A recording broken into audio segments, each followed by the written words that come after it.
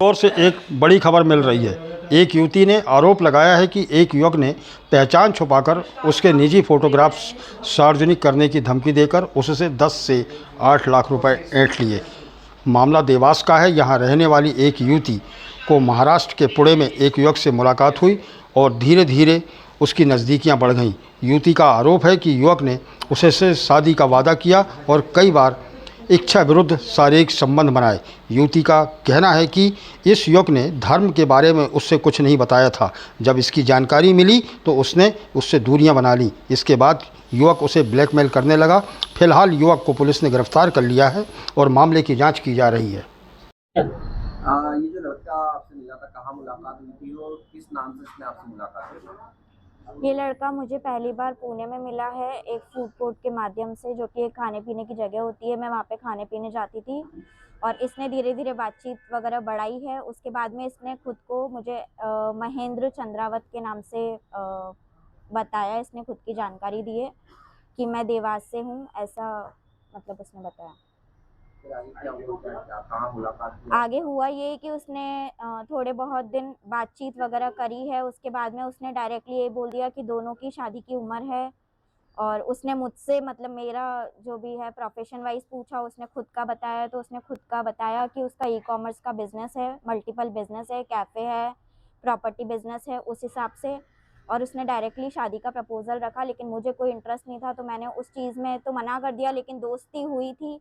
फिर उसने दोस्त दोस्त के चक्कर में कि नहीं ठीक है, हम इंदौर जाते हैं, देवास में मेरा घर भी है, घर वालों से भी मिलवा देता हूँ, ऐसे करके उसने करा है। उसके बाद में एक दिन खुद ने ही मुझे बताया भी नहीं कि हम जा रहे हैं। तो अ, मतलब उसने ये बोल के कि भाई इंदौर में जा रहे हैं, इंदौर वगैरह घूमेंगे, महाकाल मंदिर जाएंगे। और उस बीच में उसने मंदिरों में मेरे को अपनी खुद की तस्वीर भी दिखाई है। और उसने ऐसे कुछ करके और फिर वो मेरे को देवास लेकर के आया है, खुद के घर पे ही लेकर आया।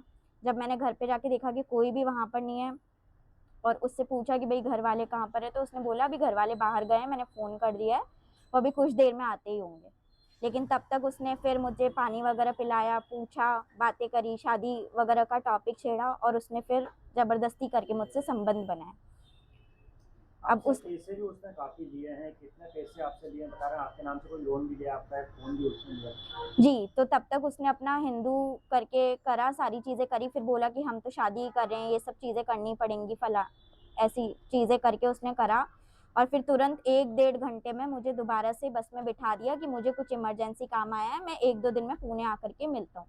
फिर वो जब दोबारा पुणे आया है, तब उसने बोला कि नहीं मैंने गलत किया वगैरह। और उसके बाद में उसने पैसे का लेन-देन स्टार्ट करा। जब उसने पैसे का लेन-देन स्टार्ट करा ऑनलाइन, तो मुझे उसका नाम आया, लेकिन नंबर भी दूसरा था। तब मैंने उससे पूछा, तो थोड़ा उसने इधर-उधर का करा। फिर उसके बाद में उसने खुद ने ही बोल दिया, क्योंकि मेरी माँ हिंदू थी, तो मैं किसी धर्म में विश्वास नहीं करता हूँ और मेरा बाप तो मुस्लिम है ही, लेकिन मैं धर्म नहीं मानता हूँ, तो इस हिसाब से। फिर लेकिन मेरा ये था कि तब तक अगर मुझे पता ही चल चुका है, तो मुझे अब समझ जाना चाहिए। लेकिन उसमें फिर उसने मुझे मेरे गंदे फ़ोटोज़ और वीडियोज़ से ब्लैकमेल करना स्टार्ट करा, तो उस चीज़ में। और फिर वो पैसे की भी लेन-देन करता रहा। उस चीज़ में उसने मुझसे 8 से 10 लाख रुपए ले लिए हैं। उसने मेरे नाम पे लोन लिए हैं और फ़ोन लिया है उसने मेरे नाम पे, अलग-अलग उसने 2, 3, 4 लोन ले रखे हैं, जिसकी ईएमआई मैं अभी भी भर रही हूँ। अभी आप इसमें क्या चाहते हैं, किस तरीके की कार्रवाई इसके ऊपर होना चाहिए? मैं ये चाहती हूँ कि जो मेरा पैसा था, क्योंकि मेरा सारा पैसा जा चुका है, जितनी मेरी सेविंग्स थी वगैरह।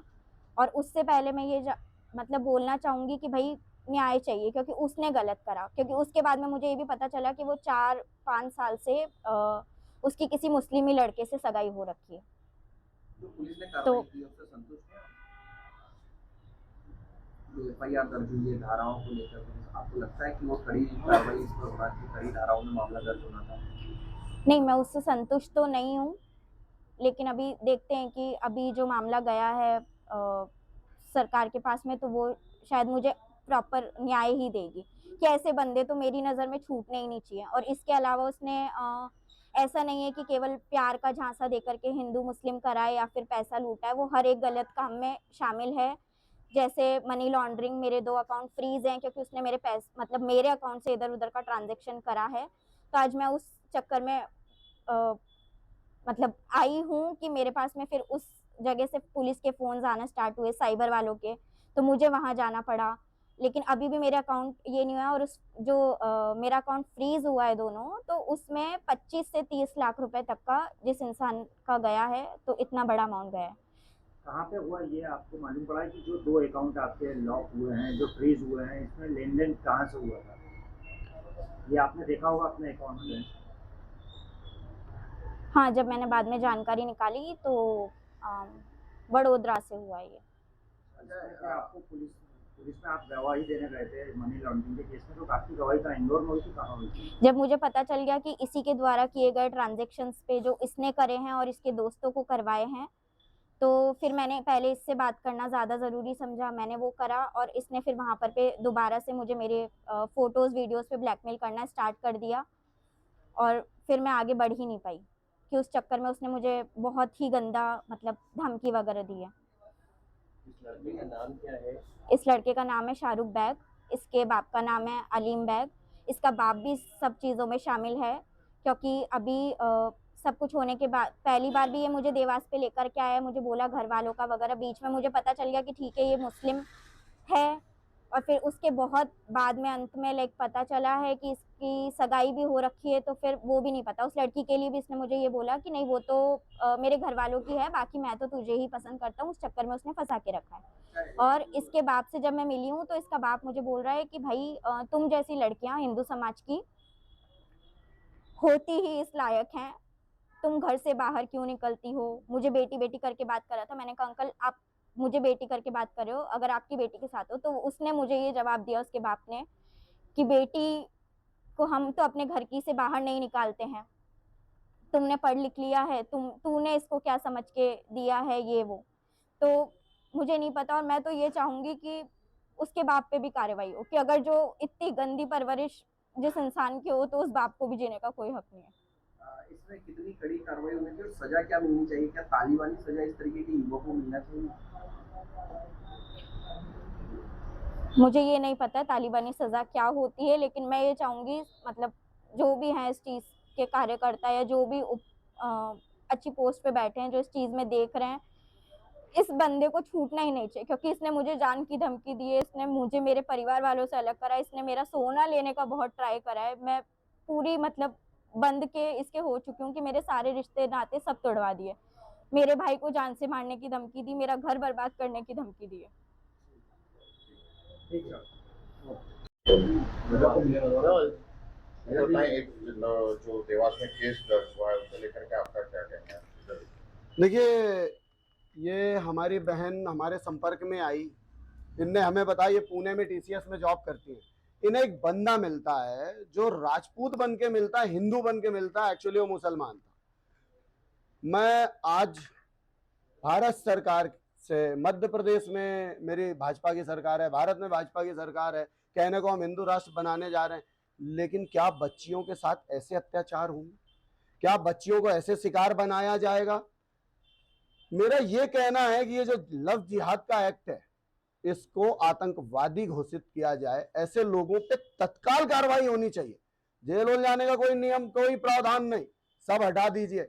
ऐसे लोगों के ऊपर आप तत्काल प्रभाव से कार्रवाई ऐसी करिए कि दोबारा कोई व्यक्ति हिंदू जो नहीं है और वो हिंदू बन के ऐसी बच्चियों को फंसाए, वो ये सोचे कि उसके साथ क्या हो रहा है। एक डर होना चाहिए। ये भारत है, भारत में आप गलत तरीके से चलोगे तो उसका अंजाम क्या हो सकता है, ये आपको समझ में आना चाहिए।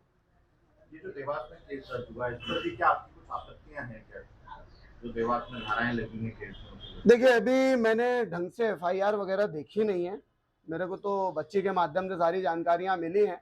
तो मैं ये कहना चाहूंगा कि देखिए, मैंने अभी आपसे एक ही बात कही कि जो धाराओं की हमारी बात हो रही है, मैंने ये कहा इस एक्ट को आतंकवाद में मिला देना चाहिए। धाराओं की तो बात ही नहीं है। हम आज हिंदू राष्ट्र की बात कर रहे हैं, और उस हिंदू राष्ट्र में अगर कोई हमारी बहन बेटियों के साथ ऐसे अत्याचार करेगा तो करणी सेना अभी तो काम कर ही रही थी, अब और तरीके से काम करेगी। और ऐसा कोई व्यक्ति अगर अब दोबारा हमारे सामने आएगा तो अब ये शासन प्रशासन की जिम्मेदारी होगी कि उसके साथ क्या होता है। लव जिहाद के मामले में अब तक कितने युवकों को पकड़ा आप लोगों ने? कितने युवकों को अब तक सजा मिली है? देखिए, हम लोग का जो कर्तव्य है हम लोग उनको पकड़ते हैं, थाने तक लेके जाते हैं, FIR कराते हैं, उनके ऊपर कायमी होती है, वो जेल जाते हैं। उसके बाद का हमारा भारत संविधान से चलता है और हमें हमारे जो न्यायमूर्ति बैठे हैं उनके ऊपर पूरा विश्वास है। कड़ाई से काम होता होगा इस पे, और बहुत सारे लोगों को इसमें सजा हुई है अभी। ऐसा नहीं कि सब छूट जाते हैं। कितनों की सजा हुई है?